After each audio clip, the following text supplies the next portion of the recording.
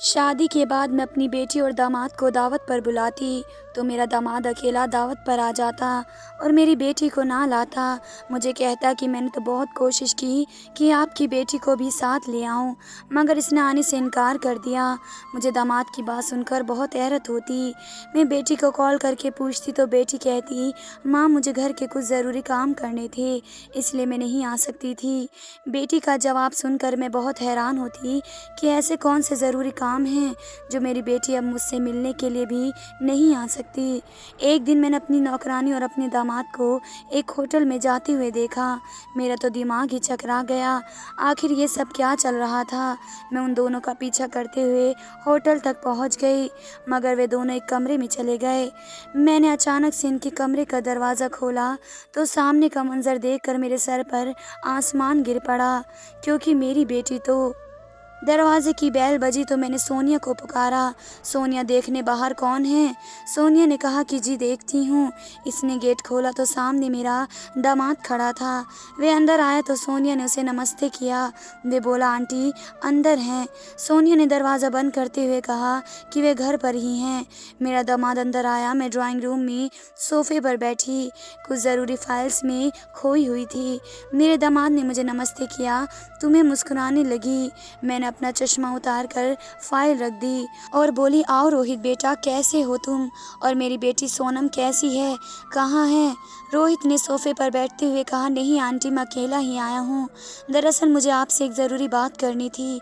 मैंने कहा अच्छा ज़रूर करो बात, मगर मेरी बेटी को लेकर आते। वे कहने लगा आंटी आज तो बहुत ही बिजी थी। मैं दामाद की बात सुनकर चुप हो गई और सोचा हो सकता है आज वे किसी ज़रूरी काम में बिजी हो। सोनिया साहब के लिए जूस लेकर आओ और खाने की टेबल पर खाना भी लगवा दो। वे बोली ठीक है मैं पहले जूस ले आती हूँ फिर खाना भी लगवा देती हूँ। मैंने कहा हाँ बेटा बोलो क्या बात है। रोहित बोला आंटी बात दरअसल ये है कि शहर के बहुत बड़े बिजनेसमैन आपके साथ बिजनेस पास कर रहा है। वे कुछ शेयर खरीदना चाहते हैं और इसलिए उन्होंने मुझसे कहा कि मैं आपसे बात करूं। मैंने कुछ सोचते हुए कहा कि रोहित बेटा दरअसल मैं वक्त के साथ अब आराम चाहती हूँ, मुझसे इतना काम नहीं होता।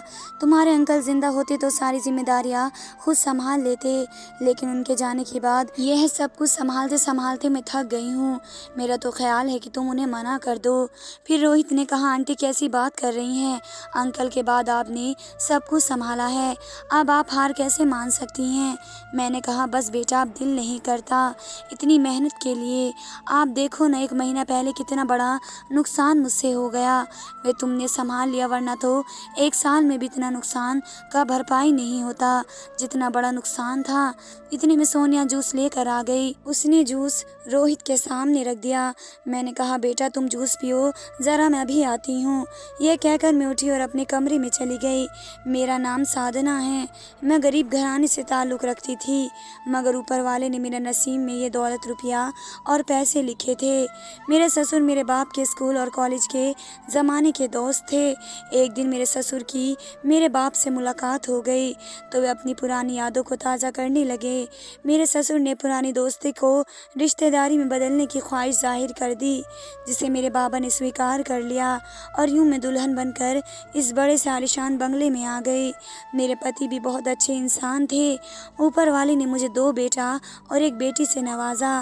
बेटी बड़ी है जिसकी शादी मैंने रोहित के साथ कर दी और दोनों बेटे कनाडा में अपनी पढ़ाई पूरी कर रहे हैं। सोनिया मेरी नौकरानी है। सोनिया की उम्र कोई 17 या 18 साल होगी।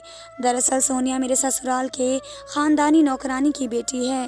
तकरीबन 5 साल पहले इसकी माँ कैंसर की वजह से ऊपर वाले को प्यारी हो गई और सोनिया भी मेरे लिए घर की एक मेंबर की तरह थी। मैंने कभी भी इसे घर की नौकरानी नहीं समझा और वह भी मुझे आंटी कहने के बजाय मौसी कहती थी।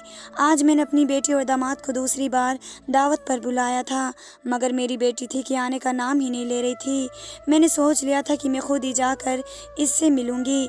आखिर ऐसे कौन से काम हैं जो वहाँ से मिलने नहीं नहीं आ रही थी। खैर इस दिन रोहित खाना खाकर जा चुका था और मैं अपने कमरे में आकर लेट गई थी।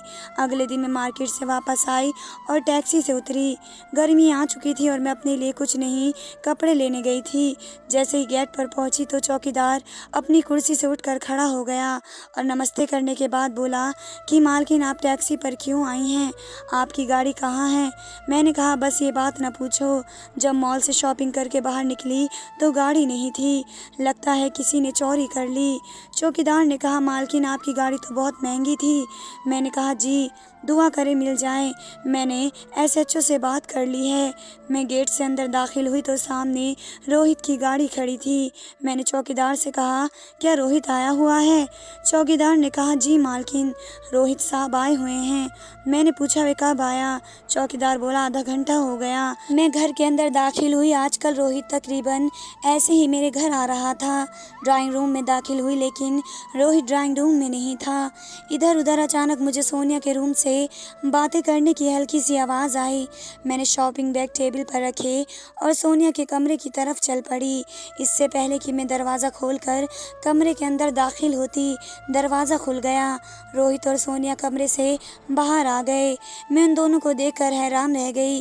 वे दोनों आंखें फाड़े मेरी तरफ देख रहे थे। चंद लम्हों बाद रोहित बोला आंटी मैं आपसे ही मिलने आया था लेकिन आप घर पर नहीं थी तो मैं आपका पूछने सोनिया के रूम में चला गया। मैंने कहा बेटा तुम पिछले आधे घंटे से सोनिया से मेरे बारे में पूछ रहे थे? मेरा जवाब सुनकर रोहित बौखला कर बोला नहीं आंटी मैं तो काफ़ी देर से बाहर ही बैठा था। मैं आपका इंतज़ार कर रहा था लेकिन आप नहीं आई तो मैंने सोनिया से पूछने के लिए इसके कमरे में चला गया। मैंने कहा रोहित बेटा तुम मुझे फ़ोन कर लेते। रोहित ने कहा कि मैं अब चलता हूँ ये कहकर चला गया। मैंने सोनिया की तरफ देखा। वह भी बिना कोई जवाब दिए वापस कमरे में चली गई। मैं अपने कमरे में गई। मैंने बेटी को फ़ोन मिलाया और बोली बेटी क्या ये तमाशा है? मैं 2 बार तुम्हें बुला चुकी हूँ और तुम मुझसे मिलने नहीं आ रही हो। बेटी ने कहा माँ मुझे टाइम नहीं मिल रहा और दूसरा ये कि रोहित आजकल बहुत बिज़ी रहते हैं। जब भी उन्हें आपकी तरफ आने के लिए कहती हूँ यही कहते हैं कि थोड़ा काम है कम हो जाएगा फिर आपकी तरफ आएंगे। मैंने कहा लेकिन रोहित तो आजकल रोज़ाना ही यहीं आता रहता है। हैरत है तुम्हें नहीं पता? बेटी ने कहा कि रोहित रोज़ाना वहाँ आते हैं लेकिन मुझे तो वे कहते हैं कि उनके पास बिल्कुल वक्त नहीं। मैंने कहा तुम्हें क्या कुछ नहीं पता? बेटी ने कहा नहीं मुझे कुछ भी नहीं पता। मैंने कहा चलो ठीक है मैं खुद इस मामले को देखती हूँ तुम रोहित से झगड़ा मत करना। बेटी ने कहा कि ठीक है माँ जैसा आपको सही लगे। अब मुझे हैरानी होने लगी कि रोहित मेरी बेटी और मुझसे झूठ क्यों बोल रहा था और हकीकत में मुझे रोहित का यूँ सोनिया के कमरे में जाना अच्छा नहीं लगा था। वे मुझे भी तो फ़ोन कर सकता था। मैं उन्हीं यादों में खोई हुई थी कि कंपनी से मैनेजर की कॉल आ गई। मैंने कहा कि मैनेजर साहब कुछ पता चला? मैनेजर ने कहा कि जी मैम कोई मार्केट में हमारा नाम ख़राब करने की कोशिश कर रहा है और ये जो हमारा नुकसान हुआ है ये भी इसी की एक चाल है। मेरा ख्याल है कोई बहुत करीबी है जिसके पास हमारी कंपनी के बारे में तमाम जानकारी है। मैंने कहा मैनेजर साहब आप अपने ज़रिए से इंसान की खोजबीन करें। मैं भी देखती हूँ कि कौन है आस्तीन का सांप। ये कहकर मैंने फ़ोन काट दिया। ठीक 2 दिन के बाद मैं अपने ऑफिस से निकली तो मैंने रोहित की गाड़ी देखी। मैं गाड़ी में बैठ रहा था शायद इसे कहीं जाना था। मुझे हैरत हुई थी कि मैं भी गाड़ी में बैठी और मैं रोहित का पीछा करना शुरू कर दिया। मुझे ऐसा करना अच्छा नहीं लग रहा था। कुछ भी था मगर वह मेरा दामाद था। लेकिन ख़ास बात यह थी कि कुछ दिनों से रोहित बहुत अजीब किस्म की हरकतें कर रहा था। मेरे बाबा कहा करते थे कि समझदार इंसान वही है जो बदलती हुई हवा के रुख का भी अंदाज़ा लगा सके और देख सके कि उसकी हकीकत क्या है। जो इंसान बुरे वक्त को भांप लेता है वह बड़े नुकसान से बच जाता है। मेरे पति के इस दुनिया में जाने के बाद मैंने बड़ी कामयाबी के साथ ना सिर्फ अपने पति के बिजनेस को आगे बढ़ाया बल्कि अपनी कामयाबी के डंडे भी हर तरफ गाड़े थे और उन सब की सिर्फ एक ही वजह थी मेरे बाबा और मेरे पति जिन्होंने मुझे ये सब दिया था। मैं अपने दामाद का पीछा कर रही थी कि अचानक इसकी गाड़ी एक होटल के सामने रुकी। मैंने इसे दूर अपनी गाड़ी को रोका और इसे देखने लगी। वह गाड़ी से उतरा और होटल के अंदर चला गया। मैं भी गाड़ी से उतरी और इसका पीछा करती हुई होटल के अंदर चली गई। उसने रिसेप्शन से चाबी ली और सीढ़ियों से ऊपर चला गया। मैं इसके पीछे थी। इसने चाबी चाबी से कमरे को खोला और कमरे के अंदर दाखिल हो गया। मैं भी कमरे के पास आई और दरवाजे के साथ कान लगाकर सुनने की कोशिश करने लगी, लेकिन अंदर से कोई आवाज़ नहीं आ रही थी। रोहित यहाँ क्यों आया था, ये बात मुझे परेशान कर रही थी। आखिर मैं नाकाम होकर वापस चल पड़ी। जैसे ही मैं कॉरिडोर से उड़ने लगी, कमरे का दरवाज़ा खुला। मैं छुप कर देखने लगी और मेरे पैरों तले ज़मीन निकल गई।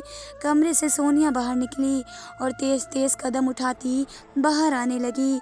इसे अपनी तरफ आता देख मैं तेज़ी से कदम उठाती नीचे की तरफ भागी। मैं छुप गई और सोनिया होटल के बाहर निकल गई। मैं अभी होटल से बाहर निकली, सोनिया ने टैक्सी ली और चली गई। यकीनन वे घर ही गई होगी। मैंने जल्दी से घर फ़ोन किया, किसी ने नहीं उठाया। फिर मैंने सोनिया की मोबाइल पर कॉल की तो उसने कॉल अटेंड कर ली। मैंने कहा, सोनिया घर के नंबर पर फ़ोन किया, किसी ने उठाया क्यों नहीं, कहाँ हो तुम? वे बोली, मौसी मैं नहा रही थी और अभी वॉशरूम से बाहर निकली हूँ, कोई काम है तो मुझे बताइए। मैंने कहा, नहीं कोई काम नहीं है। ये कहकर मैंने फ़ोन कट कर दिया।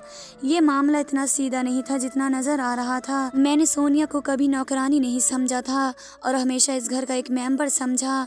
आखिर वे मुझे धोखा क्यों दे रही थी? और रोहित मेरा दामाद है, वे मुझे क्यों धोखा दे रहा था? सोनिया और रोहित के बीच क्या चल रहा है? मुझे उन सारे सवाल के जवाब चाहिए थे।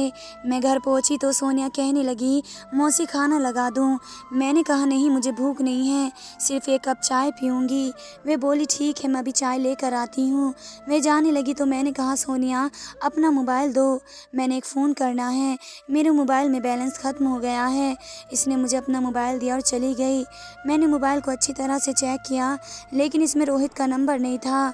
इसी वक्त अचानक एक नए नंबर से एक मैसेज आया जिसमें लिखा था, सोनिया मेरे पास तुम्हारे बारे में जो राज है, इसको जानने के बाद तुम्हारे दिल बदल जाएंगे। इतनी देर में सोनिया चाय लेकर आ गई।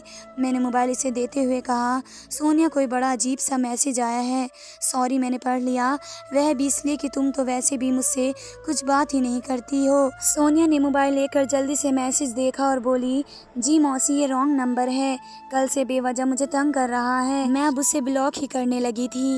ये कहकर सोनिया कमरे में चली गई। चंद लम्हों बाद मैं भी उसके पीछे गई और थोड़ा सा दरवाज़ा खोल कर देखा, वे ऊपर छत पर जा रही थी। वे ऊपर चली गई तो मैंने भी आहिस्ता आहिस्ता अपने कदम उठाए और इसके पीछे छत पर चली गई। आखिरी सीढ़ी पर पहुंचते ही मुझे सोनिया की आवाज़ आई। वे फ़ोन पर किसी से कह रही थी, किस राज की बात कर रहे हैं आप? मुझे आपकी किसी बात पर यकीन नहीं है और मैं वही करूंगी जिसका फ़ैसला मैंने कर लिया है और मैं आपको बता भी चुकी हूँ। ये सुनकर मैं दबे कदमों से अपने कमरे में वापस आ गई। इतने में मैनेजर की कॉल आई। मैंने फ़ोन सुना तो उन्होंने कहा कि रोहित साहब सिंघानिया बिल्डर के मालिक मोहित सिंघानिया के बेटे हैं और मोहित साहब और बड़े साहब के बीच आज से कई साल पहले एक झगड़ा हो गया था और इससे पहले कि वह झगड़ा दुश्मनी तक पहुंचता, इसी दौरान मोहित साहब की हार्ट अटैक में मौत हो गई। मैंने कहा, मैनेजर साहब क्या झगड़े की वजह बता सकते हैं, इस वजह का पता लगा सकते हैं? मैनेजर बोला, मैम मैंने बहुत कोशिश की लेकिन मुझे इसका अंदाज़ा नहीं हो सका। वही साहब तकरीबन 6 साल पहले इस दुनिया को छोड़कर जा चुके थे। उनके दुनिया से चले जाने के ठीक 1 साल के बाद मेरे पति भी हार्ट अटैक की वजह से मर गए। मेरे पति के दुनिया से चले जाने के ठीक 6 महीने बाद सोनिया की माँ भी इस दुनिया से चली गई, लेकिन उसका जाना एक हादसा नहीं था क्योंकि इसे कैंसर था। सब कुछ बहुत उलझा हुआ था, मेरी तो कुछ समझ में नहीं आ रहा था, लेकिन अब इस कहानी का पता लगाना बहुत ज़रूरी हो गया।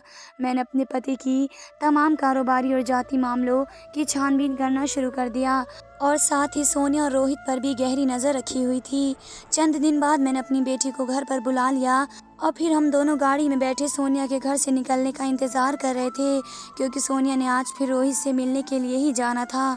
थोड़ी देर के बाद सोनिया घर से निकली और पैदल चलती हुई चौक पर आ गई। चौक पर एक गाड़ी खड़ी थी, सोनिया इस गाड़ी में बैठी तो गाड़ी चल पड़ी। मैंने भी अपनी गाड़ी स्टार्ट की और सोनिया की गाड़ी के पीछे लगा दी। मेरी बेटी ने कहा, क्या बात है माँ, आप कुछ बता नहीं रही हैं और ना मुझे रोहित से कुछ पूछने दे रही हैं। मैंने कहा, बेटा आज तुम्हें सब कुछ पता चल जाएगा। सोनिया की गाड़ी इसी होटल के बाहर ही रुकी। मैंने भी अपनी गाड़ी होटल से कुछ फासले पर एक जगह खड़ी की और होटल में दाखिल हो गई। मैं और मेरी बेटी इसी कमरे की तरफ चल पड़ी। सोनिया इसी कमरे की तरफ जा रही थी। थोड़ी देर के बाद वे कमरे के अंदर दाखिल हुई। चंद लम्हों बाद मैं और मेरी बेटी भी इस कमरे के अंदर दाखिल हो गए। जैसे ही मैं कमरे में दाखिल हुई, रोहित हक्का बक्का हमें देखने लगा। मैं बोला, आंटी आप यहाँ? मैंने कहा। मेरी बेटी बोली, रोहित तुम सोनिया के साथ यहाँ क्या कर रहे हो? सोनिया ने मोबाइल मेरी तरफ बढ़ाते हुए कहा, मौसी ये वीडियो मेरे मोबाइल में है, आप भी देख ले। ये सुनते ही रोहित ने चौंक कर सोनिया की तरफ देखा। मैंने वो मोबाइल ले लिया। मैंने हाथ में एक फ़ाइल पकड़ी हुई थी। मैंने वे फ़ाइल टेबल पर फेंकते हुए कहा, रोहित तुम जिस गलतफहमी के चक्कर में पड़कर उनके पीछे भाग रहे हो, इसका सबूत इस फाइल में है। तुम इसे पढ़ लो। लेकिन मुझे दुख इस बात का है कि तुमने बिना जाँच किए हमसे बदला लेने की कोशिश की। ये सुनकर रोहित ने कहा कि आंटी एक सच मेरे पास भी है जो आप नहीं जानती, और वे सब जानने के बाद आपके कदमों तले ज़मीन निकल जाएगी। मैंने कहा, लेकिन तुम्हारे पास आधा सच है। इस फाइल में एक सीडी है जिसमें तुम्हारे बाप और मेरे पति के बीच होने वाली सारी बातें हैं। वे सारी बातें मेरे पति ने बहुत समझदारी के साथ रिकॉर्ड करके सुरक्षित कर ली थी। चलो अच्छा है कि मेरे पति की बेगुनाही साबित हो गई। मेरे पति ने कारोबार में तुम्हारे बाप को कोई धोखा नहीं दिया, बल्कि मेरे पति मोहित साहब के शिकवे को ख़त्म करने के लिए उनकी डील एक बड़ी कंपनी के साथ कराने ही लगे थे कि बदकिस्मती से मोहित साहब की मौत हो गई। इसका सबूत वे पेपर हैं जो इस फाइल के अंदर हैं। तुम वे पढ़ सकते हो। लेकिन मुझे ये जानकर बहुत दुख हो रहा है कि तुम बिना तहकीकात किए सिर्फ बदला लेने की वजह से मेरे कारोबार को नुकसान पहुंचाने लगे, बल्कि मेरी बेटी को भी धोखा देने की कोशिश की। मुझे मोबाइल की वीडियो देखने की ज़रूरत नहीं है। मुझे अंदाज़ा हो गया है कि तुम किसी लड़की से शादी करने की प्लानिंग कर रहे हो, और सोनिया के मोबाइल में वह वीडियो है। जब तुम खुराना की बेटी को शादी के लिए राज़ी कर रहे थे तो सोनिया ने छुपकर वह वीडियो बना ली थी, और इस वीडियो को डिलीट करने के लिए तुम सोनिया पर दबाव डाल रहे हो। मगर ऐसी बातें छुपती नहीं हैं, चाहे लाख छुपाएं। मुझे अफसोस सिर्फ इस बात का है कि मैंने अपनी बेटी की शादी एक कमज़ोर आदमी के साथ की जो हकीकत तक ना पहुंचा और बदला लेने के लिए तैयार हो गया। अब मेरी बेटी तुम्हारे साथ हरगिज़ नहीं रहेगी, इसका फैसला बाद में होगा। ये कहकर मैं वापस वहाँ से चली आई। रोहित ने कहा, आंटी क्या जानती हैं कि सोनिया कौन है? मैंने मुड़कर रोहित की तरफ देखा। वह बोला कि ये आपकी सौतेली बेटी है। ये सुनकर तो मेरे पैरों तले ज़मीन निकल गई। मैं हैरान परेशान रोहित की तरफ देख रही थी। वह बोला, सोनिया की माँ से अंकल ने छुपकर शादी की हुई थी। लेकिन सवाल ये है कि अंकल अपने बाप के मरने के बाद सोनिया की मां को घर क्यों लेकर आए, और सबको यही कहा कि वे उनके खानदान की नौकरानी हैं। उन्हें अपने बाप की दुनिया से जाने के बाद ही खानदानी नौकरानी को घर लेकर आना क्यों याद आया? मैंने कहा, बस करो, तुम इस शख्स पर इल्ज़ाम लगा रहे हो, इस दुनिया में भी नहीं है। रोहित ने अपने कोट की जेब से एक लिफाफा निकाला और मेरी तरफ बढ़ाते हुए बोला, ये सोनिया की माँ और बाप के पति का शादी के कागजात हैं, और इस शादी के गवाह मेरे बाबा थे, और इसी कागजात को लेकर मेरे बाबा आपके पति पर दबाव डाल रहे थे कि अंकल उनको वे टेंडर दिलाने की कोशिश करें, जो कि दरअसल अंकल नहीं करना चाहते थे। मैंने वे लिफाफा लिया और इसके अंदर से कागज़ निकाल कर पढ़ने लगी। वाकई ये शादी के कागजात थे, और मैं अपने पति के दस्तखत बखूबी पहचानती थी। रोहित बोला, आंटी मैं तो सोनिया की माँ को सलाम पेश करता हूँ कि अंकल की मोहब्बत में वे घर की नौकरानी भी बनने के लिए राज़ी हो गई, लेकिन बदकिस्मती से अंकल की मौत ने उन्हें तोड़ कर रख दिया, और वह भी ज़्यादा दिन जिंदा नहीं रह सकी। यही राज मैं आज सोनिया को बताने वाला था। मुझे चक्कर आया और मेरी बेटी ने मुझे पकड़कर सहारा दिया। मैं बेड पर बैठ गई। मेरी बेटी बोली, रोहित क्या तुमने मुझसे शादी भी अपना बदला लेने के लिए की थी? ये सुनकर रोहित खामोश हो गया और उसने कोई जवाब ना दिया। मैं चंद लम्हों बाद उठी और वापस जाने लगी तो सोनिया, जो खुद अब तक हैरान परेशान खड़ी थी, मैंने इसे कहा कि तुम यहीं खड़े रहना है या घर चलना है? ये सुनकर यह भी मेरे साथ चल पड़ी। रोहित के साथ मेरी बेटी की शादी को 6 महीने हुए थे, लेकिन सारे किस्से के बाद मेरी बेटी ने रोहित से अलग होने का फैसला कर लिया, क्योंकि समझदार आदमी एक जगह से एक ही बार धोखा खा सकता है, और मेरी बेटी ने रोहित को तलाक दे दी। मैंने अपनी बेटी और सोनिया दोनों की शादी कर दी थी और अपनी जायदाद दोनों में आधी आधी बांट दी थी। धन्यवाद दोस्तों।